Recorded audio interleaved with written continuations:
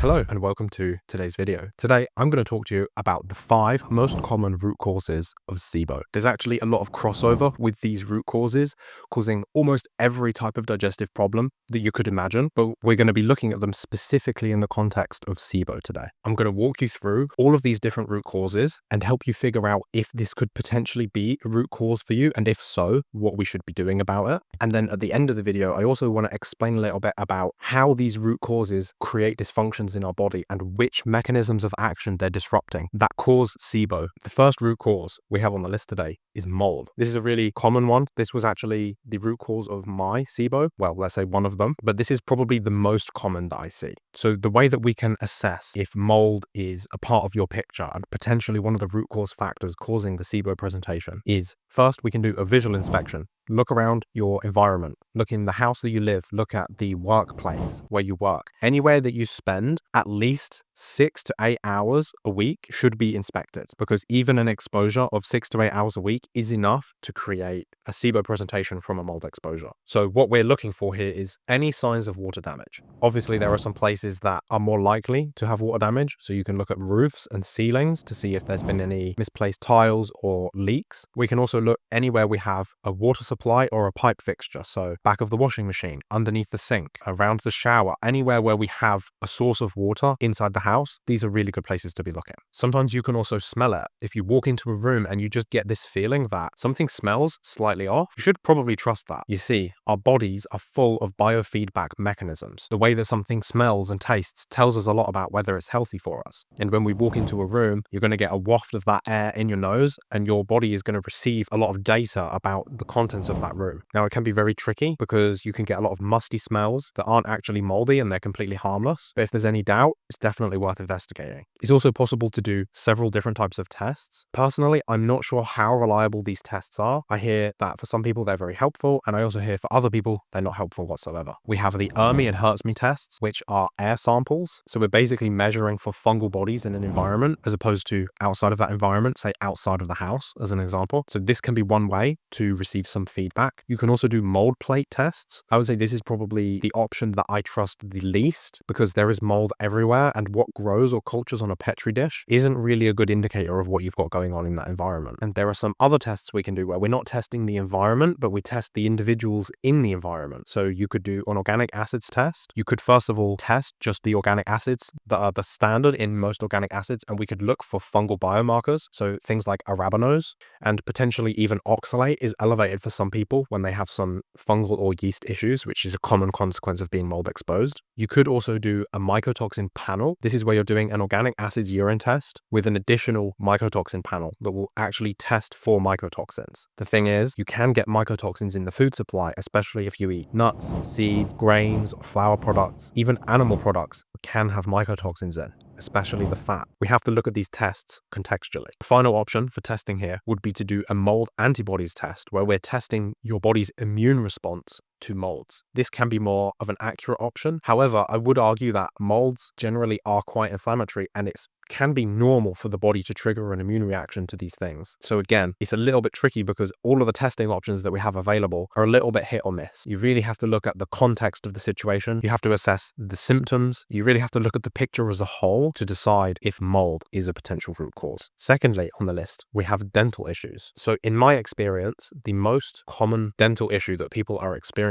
that cause SIBO are amalgam fillings. I will say that most commonly, I will actually see a H. pylori and a candida presentation as a consequence of amalgam fillings. But SIBO is a very, very common alternative. But amalgam fillings are not the only dental issue that can cause SIBO. If you have any kind of extensive dental work where there are potentials for any type of decay that is happening in the mouth, any type of infections, so if you have, for example, an infected root canal, or if you have some kind of active dental infection, these things can definitely cause SIBO. And also, believe it or not, just general poor dental hygiene. Everything that's happening in your mouth is going to have a direct influence on what's happening in your small intestine. If for some reason you've developed a lot of tartar or your oral hygiene is generally quite bad, you're going to have biofilms of different organisms, you're going to be accumulating toxins, and every time you're swallowing, every time you eat, anytime you eat something acidic or hot, it's going to release these substances into your digestive system, and it's going to negatively influence your gut microbiome. And SIBO is a very common occurrence in this situation. The best thing that you can do in this situation is work with a really good dentist that you trust. Now, I know that might sound like a rainbow unicorn, and that do these things actually exist? They do. They can be a little bit hard to find, but it's really important that you find somebody that you can work with on these issues, because they are very complex, they are very personalized, and unfortunately, I hear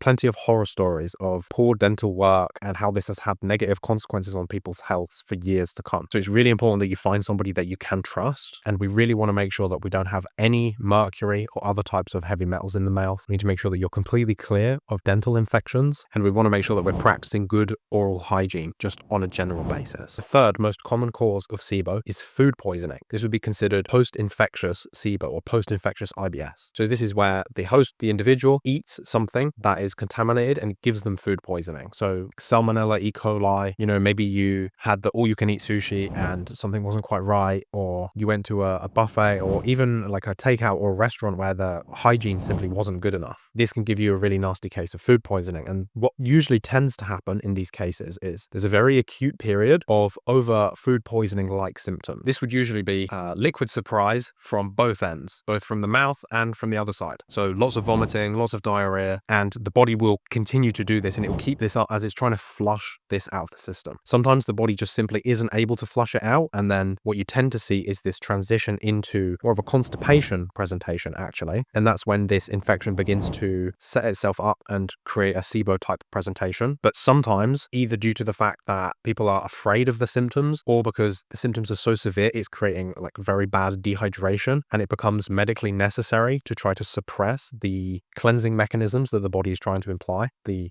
vomiting and the diarrhea, and these can be suppressed with some kind of medication. And in this case, we've stopped the body's healing mechanism, and it's trying to cleanse itself of a dysbiotic organism. And as we stop it from being able to do that, we artificially sort of stimulate a constipation presentation, and then the invader can take hold and creates a dysbiosis presentation in this individual. So usually what you'll see, if this is the case for you, if this is your root cause, is that all of your problems started after some type of acute food poisoning event. Now, this can just be simply due to bad food, but very often there is some kind of weak link in the host immunity. For example, when you eat a food that gives you food poisoning, often there are several people that eat it, and not every single person gets sick. And this can be because the individual didn't get sick, had stronger stomach acid, or they had a better microbiome, or they were less stressed and more able to handle this pathogen without overtly reacting to it. There's a million different factors, but sometimes it can just be bad luck, and it can be that fish that was bad, or that takeaway where they didn't have great hygiene, or the food wasn't prepared correctly. And if this is you, usually if you do a stool test, you'll see that you have some organisms that are very high, and then usually some that are also consequently low. The first step will be trying to restore what is missing. So if you've lost some of your probiotic organism, we want to put those back in. And then you could look at very carefully trying to inhibit that dysbiotic presentation. Sometimes the body can get sick again at some point when it's feeling strong enough, and it will reactivate these cleansing mechanisms. And out of nowhere, maybe you'll get a cold or a flu, and accompanying that, you'll get some diarrhea or some vomiting. And this is the body trying to do that final house clearing and get this unwelcome guest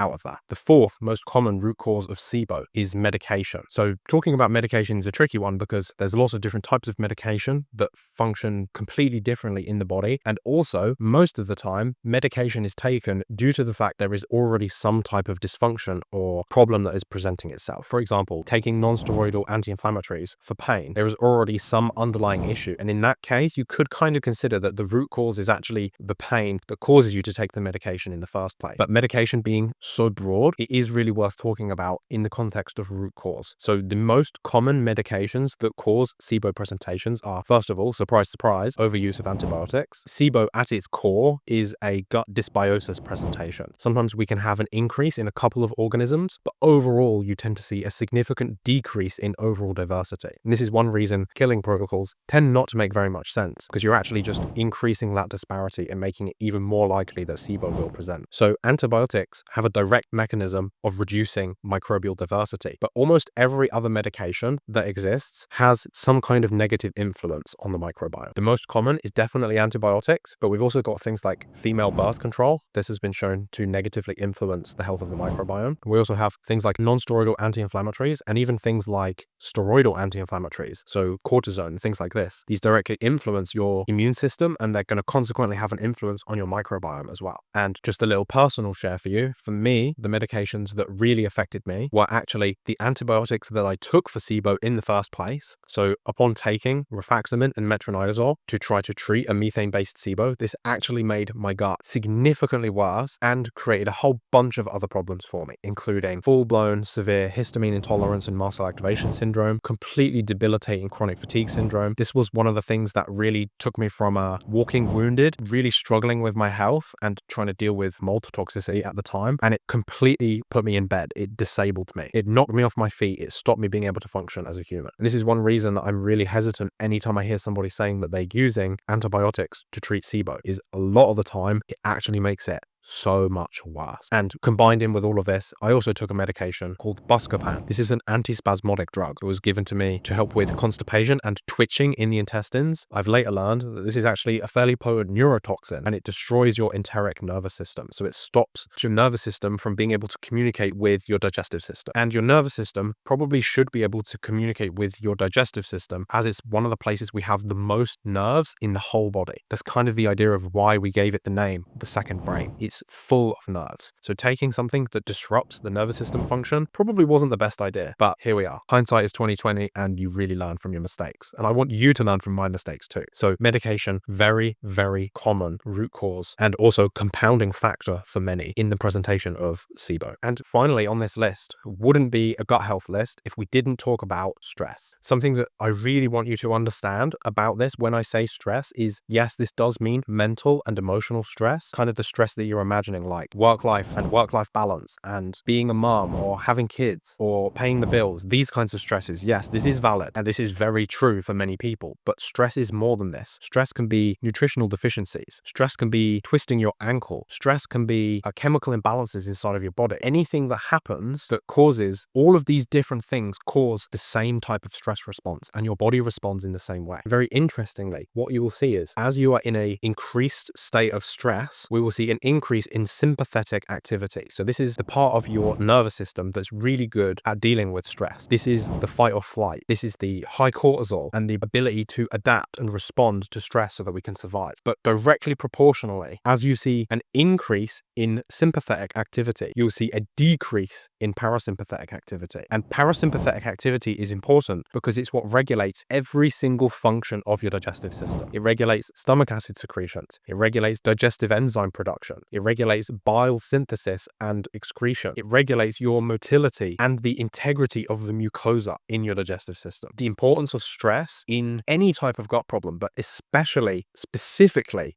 SIBO cannot be understated. It is huge. So whatever it is that is stressing you out, we need to try and figure that out and provide and either remove that stress or help you develop some stress management techniques so that you can better handle it instead of it holding you in a sympathetic state all of the time and suppressing the function of your gut. So here are the 5 most common root causes of SIBO. Hopefully that gives you an idea of what could be potentially causing this from the root. But now I want to give you some idea of how these things cause SIBO and what can we do about it. Because obviously if you've clicked on this video, you're dealing with SIBO or you know someone that's dealing with SIBO and you want a solution. And if you've watched this far through the video, you're clearly dedicated enough to try and find that solution. And I'm going to help you. And I'm going to help you figure out what that solution is. So the common theme, the thing that connects all of these root causes is that in some way they create a disruption in the function of the 5 pillars of the digestive system. The 5 pillars are the 5 indivisible functions of the gut. Namely, specifically what these things are is we have stomach acid, digestive enzymes, bile, motility, and mucosa. These are the 5 core functions of your digestive system. If you were to try and look at your whole gut and reduce it into 5 things, it would be these 5. And the way that these root causes create SIBO is that they create an imbalance in one or more of these 5 pillars. I will give you a couple of examples so you know what I'm talking about. So mold and dental problems can both suppress your stomach acid secretion. You've probably heard about low stomach acid causing SIBO, and it can. However, it's not that low low stomach acid is the cause. This is the root cause, and low stomach acid is the symptom. And this is why, for somebody like this, if you were then to take betaine HCl or do something to support your stomach acid secretions, you might feel better in the short term, but not find a long-term resolution. That's because we addressed the dysfunction, but we didn't fix the root cause. And I'll give you another example. If we look at bile, bile is extremely important. Every single thing on this list intoxicates the body in some way. Mold produce mycotoxins. Dental infections produce toxins. Amalgams are full of mercury, which are toxins. All medications are basically a toxin. And all of these things have to be processed and filtered out by your liver. Your liver is what creates bile. If your liver health is struggling, your bile health will be struggling. If you don't have healthy bile,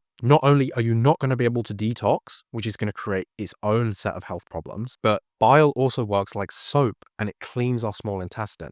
So imagine if your gut is full of all of these dysbiotic organisms and the soap that is supposed to clean them isn't clean, that's supposed to be coming out every time we eat a meal, that's supposed to clean the intestine, it simply isn't working. Can you imagine what's going to happen? You're going to get some kind of small intestinal based dysbiosis like SIBO. And if we take the medication that I described, Buscopan, this inhibits the motility. It stops the enteric nervous system from being able to communicate, and it reduces the contractions in the small intestine. So as you can see, the thing that all of these root causes have in common is that they create some type of dysfunction in the 5 pillars. So if you want to actually solve this problem, not only do we need to identify the root cause and build a plan that directly tackles that root cause issue, we also need to figure out which of your 5 pillars has been affected, where is there a dysfunction that is presenting in those 5 pillars, and we need to figure out how we can build a plan of support around that dysfunction that is presenting. And this is where I have some really good news for you. The thing is that when the 5 pillars are dysfunctional,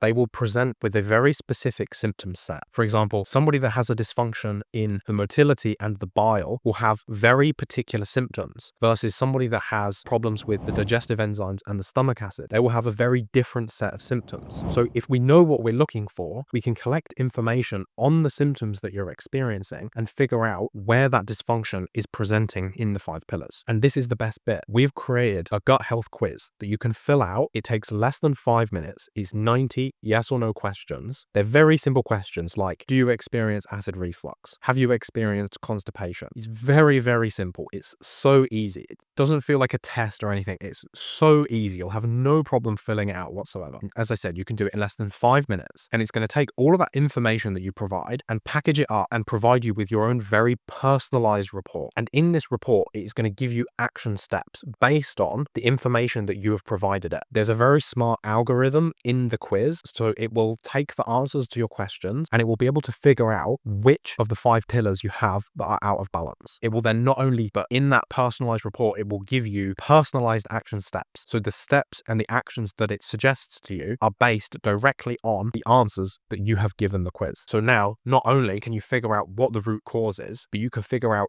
how that root cause has created a dysfunction in your body and what actionable steps you can implement to support your body in correcting that dysfunction that is presenting. And the best part about this quiz is it's completely free. So you can just click the link in the description below and go and fill out that quiz. It will help you figure out exactly where that dysfunction is and give you actionable steps so that you can do something about it. And if you're still feeling a little bit unsure about your root cause, if you're not sure if it's the dental problems, if you're not sure if it's because of a mold exposure, if you're just not sure and you feel like you want a little bit of extra help in figuring out what it could be, this is also one of the services that I provide. I call it a root cause consultation, where it is specifically designed to help you figure out what your root cause is and help you build your initial protocol so that you can address that root cause and set yourself up for healing. This, unlike the quiz, is not free. This would be a paid consultation, but I can 100% assure you this will be the best money that you ever spend in your gut health journey. So if you're feeling a little bit stuck, if you feel like you've been passed around from practitioner to practitioner, if you feel like you've collected so much functional testing and it's not really doing you anything, it's not providing you the results or the health outcomes that you're looking for, be sure to take me up on that consultation. I would really love to help you. I've seen hundreds of people resolve SIBO. It is a little bit of a complex problem, but it's not an unsolvable problem. And if you know what you're doing, if you really understand the root cause and you can clearly see where those dysfunctions are, it's very possible to see significant improvements in a relatively short period of time. So as I said, if you want to take me up on that, there'll be a link to that in the description below as well. Now, here's where I want to hear from you. If you've watched this far into the video and you either have SIBO or have had it at some point in the past, I want you to leave me 3 bacteria emojis, and I want you to let me know which of these root causes did you have. And if for some reason, if somehow your root cause wasn't one of the things that I talked about on this list, you absolutely have to let me know. Because as I said, I've had the opportunity to work with hundreds of people that have experienced SIBO, and 99% of them have one of these 5 root causes. And if you had one that wasn't on this list, I really want to know what it is. So thanks for watching. Make sure you leave me those bacteria emojis in the comments. And as always, if you have any questions, please feel free to ask them below. That's everything from me today. Take care, and I'll see you in the next video. Bye.